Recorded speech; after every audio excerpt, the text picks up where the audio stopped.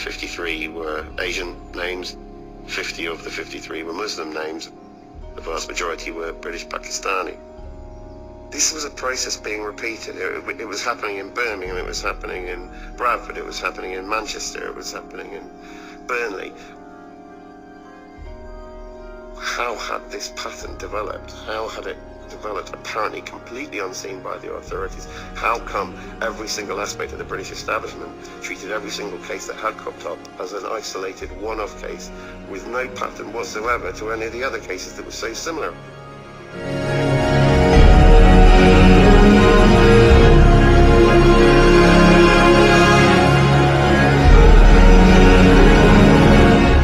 Documentary would be called The Rape of Britain, and I want to make sure everyone in this country hears. Do you know what they're doing? They're putting conditions on all these court cases, so none of you hear what happens, the real detail of the vicious and sadistic things that's happening to these children. None of you hear.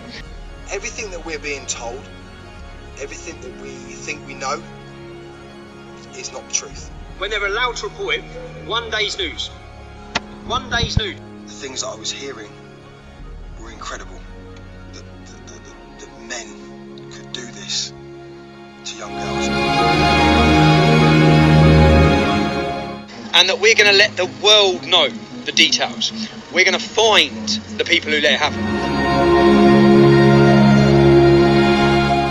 For too long in this country, we, media, the establishment, society, the chattering classes, the liberal elite, whatever term you want to use, have ignored the issue of grooming gangs, of young, vulnerable teenage girls who have been victimized, drugged and raped and abused.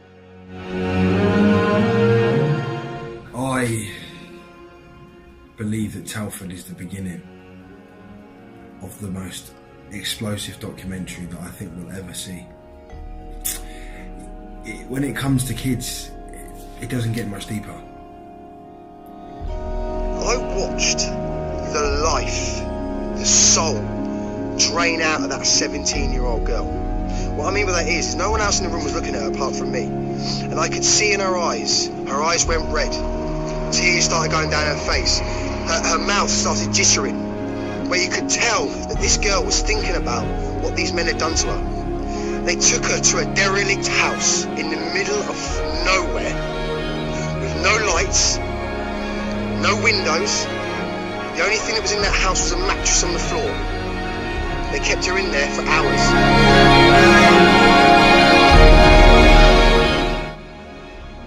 The biggest rape scandal in our country's history.